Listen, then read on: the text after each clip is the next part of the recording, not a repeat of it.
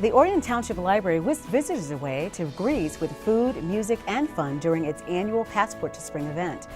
Orion Area Youth Assistants recognize exceptional young people in the community with a ceremony at Lake Orion High School. Those who got a head start on their spring cleaning had an opportunity to properly dispose of their household hazardous waste during the first No Haz event of the year. And if you're looking for a way to have fun with family and friends on Lake Orion this spring, we just might have the answer. Hello, I'm Stacy Calloway. I'll have those stories and more coming up in this edition of Ontv News.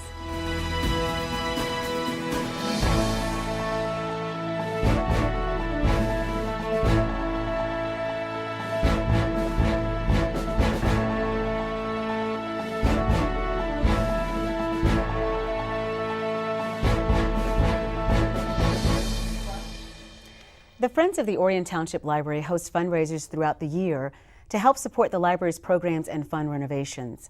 Recently, the Friends group hosted its largest fundraiser of the year. On Saturday, April 21st, the Orion Township Public Library was the site of the 6th annual Passport to Spring event. Visitors were whisked away to Greece as they sampled food courtesy of Mediterranean Station and enjoyed music, dancing, and art. Tonight's event, we're celebrating the culture of Greece, as I said. So there's a lot of different activities going on. We do have a silent auction that's been out for the last couple of weeks here at the library, and that's just collecting bids, and hopefully people will be able to take home some great prizes from that tonight as well. We have some cultural activities going on. We have an art historian from Oakland University who's doing some lectures on Greek art history. We have somebody from AAA Travel that's here to talk about traveling to Greece. We have some people here from Mango Languages who are teaching people how to speak Greek. We have some great food. We have some from Mediterranean Station here locally in Lake Orion. We also have a band, a Greek band, and some wonderful Greek dancers that are going to be performing for us tonight as well. So a lot of different activities for people to participate in.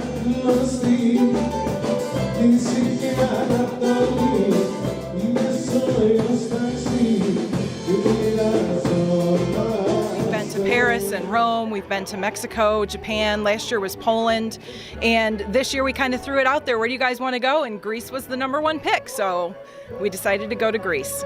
How long have you guys been doing this? This is our 6th year, and it's just a fun event. It brings the community out, supporters of the library. It gives them an opportunity to see the library in a new fashion.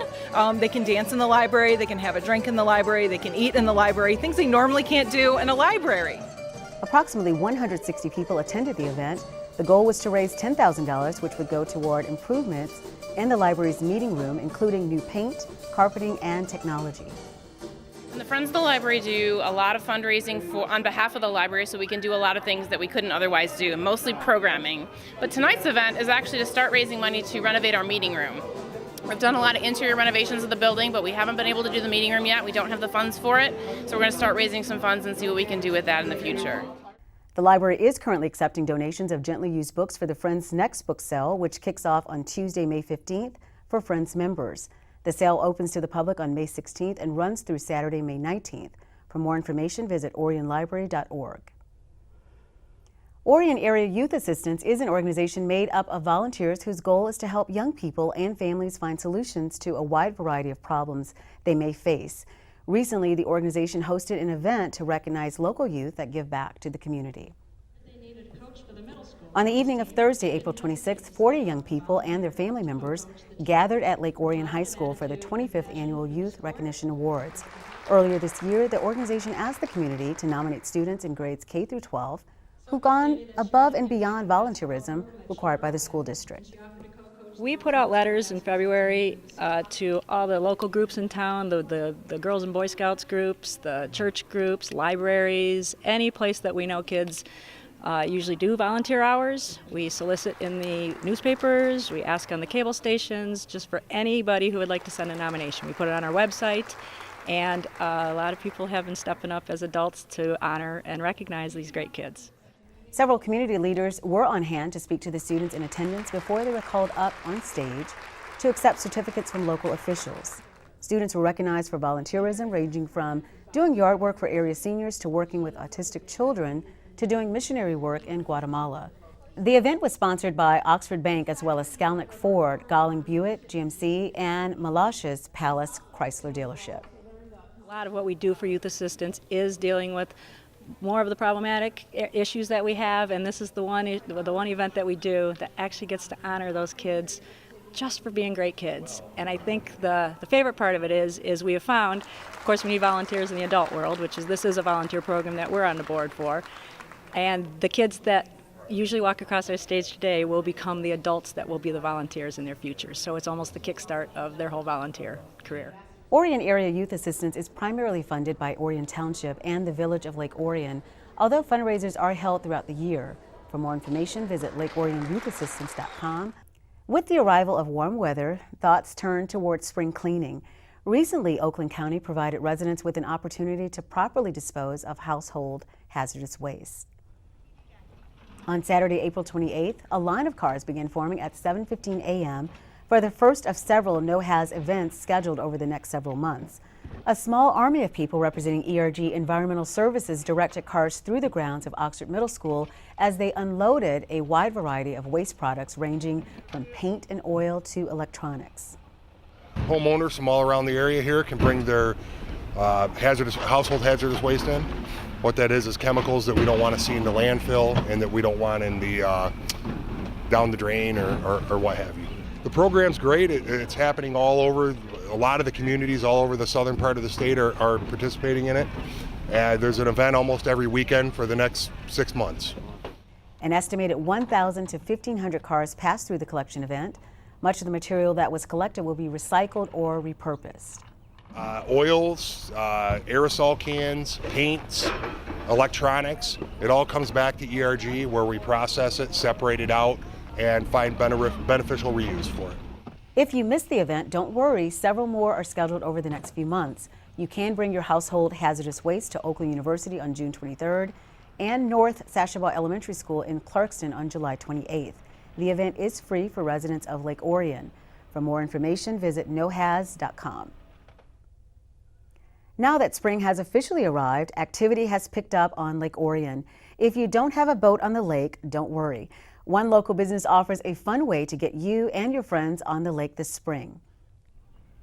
On Thursday, April 26, representatives of the Chamber of Commerce and Lake Orion DDA gathered in Greens Park to officially launch the Paddleboat Pub with a ribbon-cutting ceremony.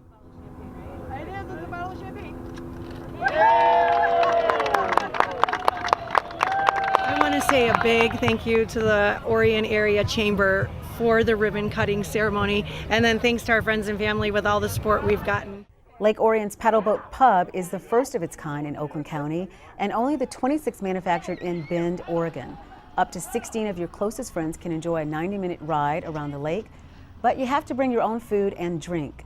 A captain and first mate are provided, and if you're in it for the exercise, you can also get a pretty good workout. Everyone meets at Rio's on Main Street. It's a restaurant bar. And then we have the Paddleboat Party Bus that will take you to Pew's Party Store. They sell pizza, subs, liquor. So we will cart everybody over there in the party bus, and that's where you get on the boat. And then it's a 90-minute for 16 people. You can either, just 2 people, 4 people, 6 people. Has to have at least 6 people to run, but it's up to 16 passengers. And there's an 8-foot mahogany bar in the middle of it around the pedal stations. And there's 10 pedal stations. Yeah. And then there's a big bench seat in front, so you can sit up there. And you don't have to pedal. It has a motor. Yeah. And so if you're tired or you don't feel like pedaling, it's got electric motor, quiet, and it's got solar panels on the top, which makes it really nice, so you never run out of energy. The Paddleboat Pub officially launches on May 5th for a 75th birthday party and will be available for reservations every weekend through November. For more information, visit paddleboatpub.com. Each year, the Orion Art Center invites local artists to submit their work for its popular Recreate Recycled art show, which coincides with Earth Day activities. On Thursday, April 19th, the Orion Art Center hosted an opening reception for its 9th annual Recreate Recycled art show. Local artists of all ages are encouraged to submit work using materials that might otherwise end up in a landfill. The theme of this year's show was Be Responsible, Build a Bug Hotel. Since the beginning, the annual show has been sponsored by Waste Management. The importance of the Recreate Art event has always been that we should find beauty and cast-off items. We should work to reduce, reuse, and repurpose. So the art community probably they're the champions of that concept. And when the Recreate contest came along, it's really been embraced by the art community in Orion and Southeast Michigan, I should say. So. Orion Art Center Executive Director Karen Sterick announced the winners during an award ceremony.